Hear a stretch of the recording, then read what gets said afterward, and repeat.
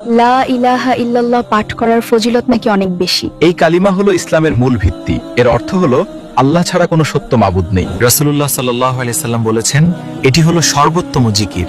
তাই এর গুরুত্ব সম্পর্কে যদি একটু বলতে। যদি 7 আসমান এবং 7 জমিন এক পাল্লায় রাখা হয় আর অন্য পাল্লায় এই লা ইলাহা ইল্লাল্লাহ রাখা হয়, তবে এই কালিমার পাল্লাই বেশি ভারী হবে। সুবহানাল্লাহ। এই আমলটি কিয়ামতের মাঠে মিজানের পাল্লায় অনেক বড় ভূমিকা রাখবে। ঠিক তাই।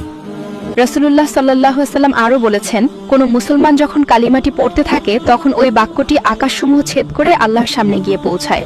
আল্লাহ তখন বলেন, স্থির হও। তখন বাক্যটি বলে, আমি কি করে স্থির হব?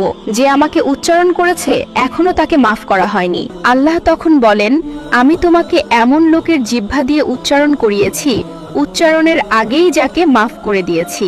তার মানে এটি পাঠ করলে সরাসরি আল্লাহর সান্নিধ্য পাওয়া যায়।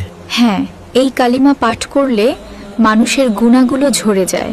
এই কালিমা আগের ছোটখাটো সব গুনাহ মুছে দিতে সাহায্য করে। এমনকি মৃত্যুর সময় যার শেষ কথা হবে লা ইলাহা ইল্লাল্লাহ, সে জান্নাতে প্রবেশ করবে।